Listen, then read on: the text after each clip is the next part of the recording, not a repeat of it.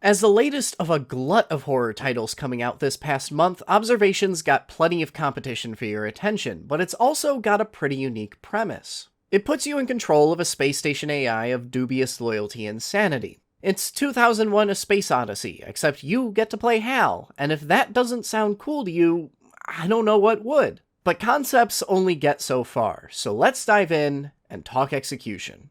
As always, I'm Alex, and this is First 5, where I ask if games are worth your time, not your money. I played a game for 5 hours, and I'm going to tell you if those were 5 hours well spent. And today, we get to play a machine going just a little bit insane in Observation. While the details and order of events are different, Observation's main plot points are pretty much a rehash of 2001: A Space Odyssey. The only thing it's missing is a giant space baby. And if I'm being honest, Observation is pretty handily eclipsed by its own source material, but in its defense, that's a pretty lofty bar to pass over, and the jump in medium makes it a bit of an apples to oranges comparison. The game is still perfectly well executed in its own right, and pretty atmospheric.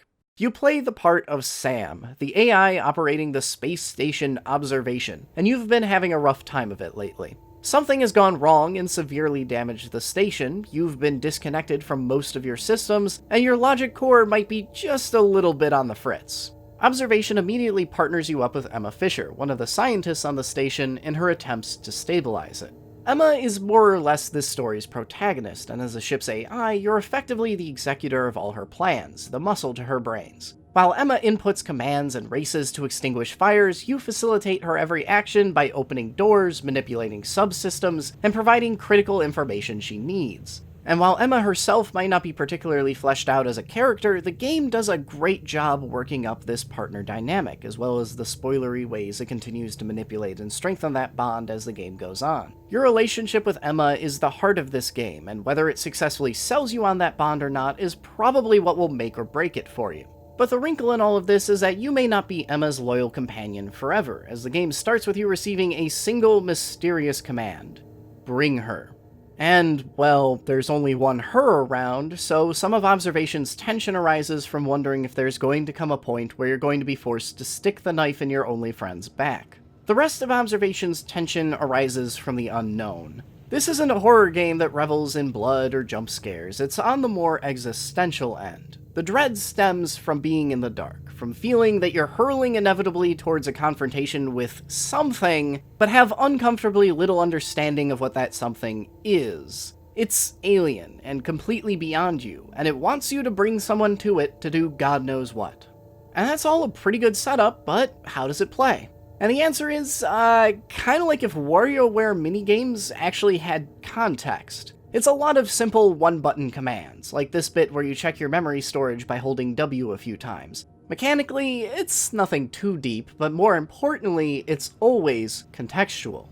Observation will have you doing dozens of completely different activities, and often you need to learn them on the fly, and thus by necessity, most tasks need to be kept simple. For the most part, your time will be divided between two phases. In one, you'll be jumping around the station's various cameras, finding passwords, activating computers, and so on. And in the other, you'll be doing largely the same things, but instead you get to be Guilty Spark and fly a little drone around. Often these latter segments include you going into space and doing work on the outside of the station as well. To be honest, the camera sections are fine, but flying the drone is a pretty clunky, painful experience. You're navigating tight, extremely disorienting spaces where every wall is a floor with kind of loose, clumsy controls. Getting through these sections can be a bit of a test of patience, especially in some later segments where you can't access any cameras to reorient yourself. But there are two things that I really like about Observation's gameplay. One is that this game does an incredible job trying to force you to act like an AI. I don't think I can stress enough just how difficult a task it is to actually make a player roleplay like a computer, but Observation succeeds in emulating that exact experience. Going back to my earlier example about checking your memory storage, how are you even supposed to physically represent that extremely non-physical act? How do you even make that tactile, interactable? That's an incredibly thorny issue to have to creatively design around. And Observation's answer is to visually represent your memory in the way you would see it on a computer screen, as a series of bars, and then you scan your memory by filling the bars up by holding the same direction the progress bar is going.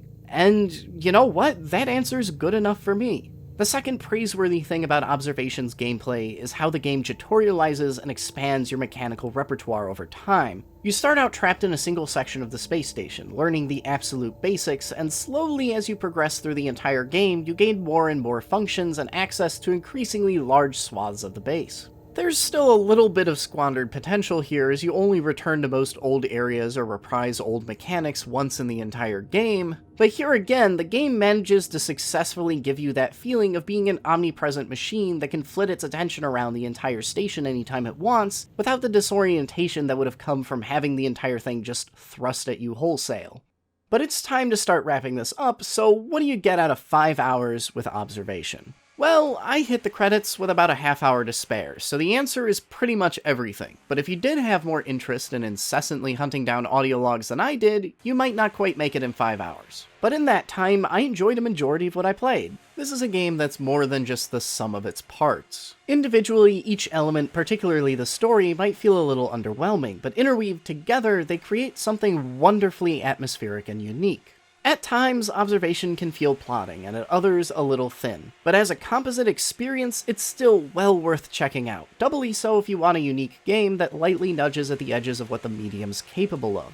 I'd hesitate to label it revolutionary, but I've also never played anything quite like Observation before, and that does a lot to elevate a decent game into a good one. If you're curious, go ahead and take the dive. You'll probably find something there worth exploring. And if you're looking for more existential dread to enjoy, you might want to check out my review of Sunless Skies, a game about flying trains, what happens when time is a physical trade good, and Lovecraftian horror. But if you want more narrative-focused sci-fi goodness, Heaven's Vault, a game about archaeology and fallen empires that might as well be an Anne Leckie novel, might be more up your alley. Either way, I hope you enjoyed this first 5 review. If you did, maybe consider hitting that subscribe button. If you're looking for games that value your time and don't pad themselves, I'm your guy. Thanks for watching this far, and I'll see you all next week.